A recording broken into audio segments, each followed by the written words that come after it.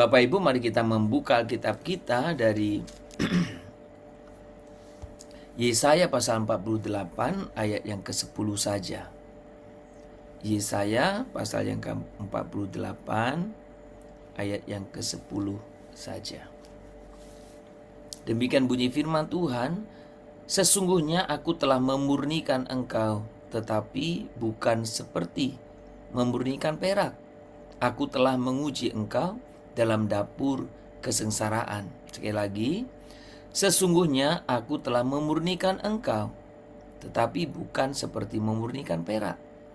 Aku telah menguji engkau dalam dapur kesengsaraan. Bapak Ibu, dalam 1 minggu ini kita akan bersama-sama belajar tentang bagaimana prinsip kita untuk kita boleh bersama-sama hidup di dalam kerinduan kita untuk taat dalam proses pembentukan Tuhan. Taat dalam proses pembentukan Tuhan. Dan pagi hari ini kita akan bersama-sama merenungkan subtopiknya, subtemanya tentang taat saat Tuhan mengikis karakter. Saudara, ayat ini yang kita baca dari Yesaya 48 ayat 10 ini menyatakan satu kebenaran bahwa hal yang paling sering sulit diterima adalah Tuhan membentuk umatnya melalui proses yang menyakitkan. Saudara, sesuatu yang sulit kita terima ya, bahwa Tuhan membentuk umatnya melalui proses yang menyakitkan. Saudara, kita inginnya kalau bisa tidak usah melalui proses yang menyakitkan, proses saja ya. Sudah, tetapi ini gambaran yang dipakai oleh Tuhan dalam ayat ini, dapur pemurnian. Saudara tahu dapur pemurnian? Dapur pemurnian itu tempat logam dimasukkan ke dalam api agar kotoran, artinya bukan logam, terpisah dan terpisah dari dalamnya. Jadi dimurnikan istilahnya. Saudara, yang menarik dalam ayat ini, ketika Tuhan memakai istilah tentang pemurnian, dikatakan di sini, aku telah memurnikan engkau, tetapi bukan seperti memurnikan perak. Apa artinya bukan seperti memurnikan perak? Artinya adalah bahwa proses yang dialami umat Tuhan bukan sekedar proses biasa. Tuhan memakai pengalaman hidup, bahkan penderitaan sebagai alat pembentukan rohani. Kesulitan, kekecewaan, penantian, dan tekanan sering menjadi ruang kerja Allah dalam mengikis karakter lama dalam diri kita. Saudara, seringkali yang Tuhan kikis itu bukan kemampuan kita, tetapi isi hati kita.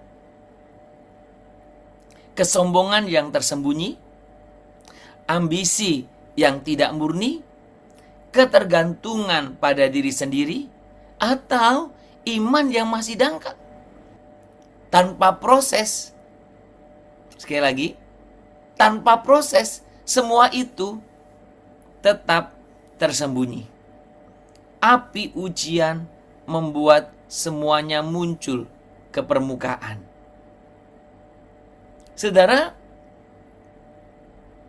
proses pemurnian ini juga bisa disebut sebagai anugerah pengudusan. Allah tidak hanya membenarkan kita orang percaya, tetapi terus bekerja memurnikan hati dan membentuk karakter Kristus di dalam kita.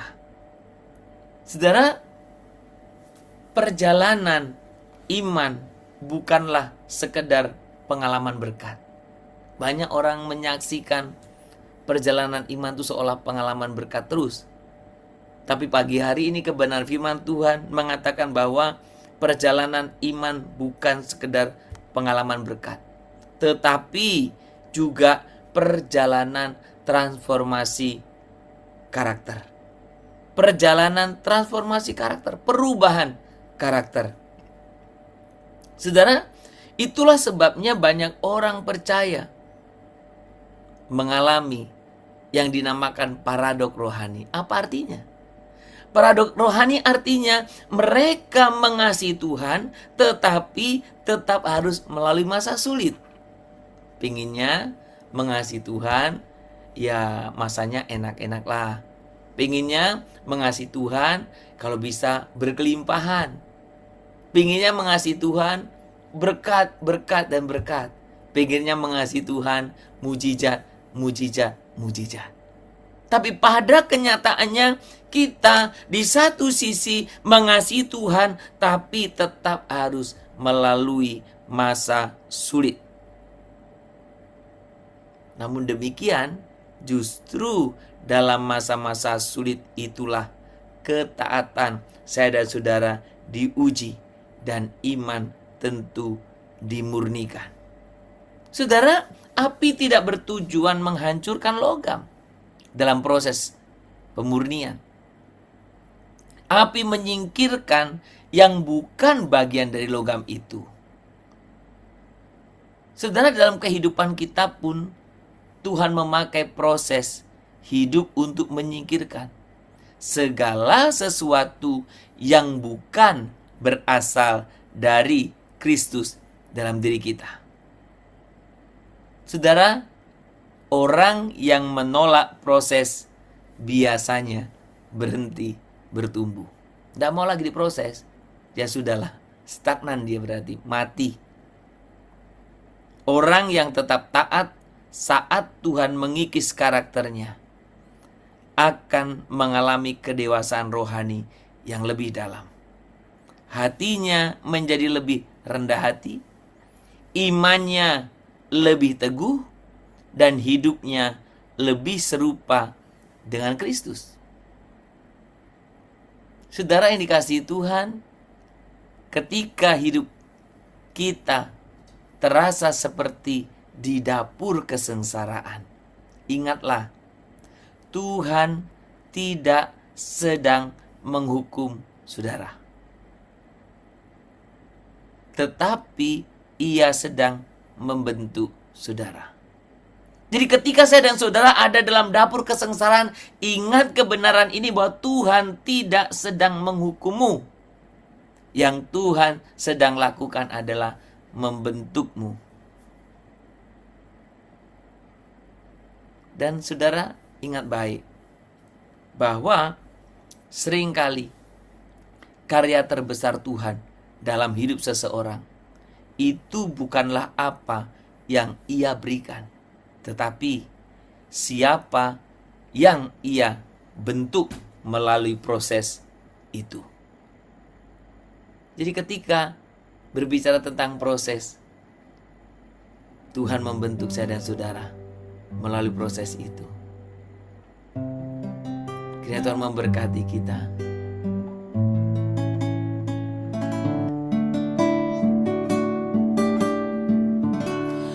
Ubah hatiku seputih salju, ubah hatiku seperti dirimu. Engkau penjunan ya Tuhan, Engkau penjunan ku tanah liat, bentuk jadikan ingin ku lihat, ubah hatiku seputih salju,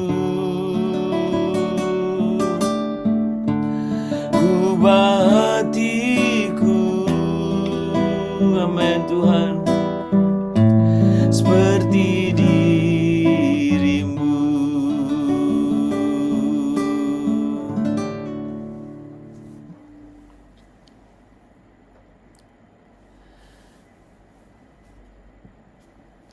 Tuhan yang setia,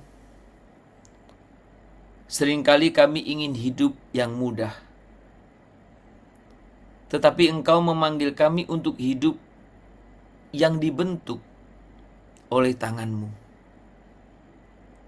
Ketika kami berada dalam proses yang berat, tolonglah kami untuk tetap taat dan percaya kepadamu.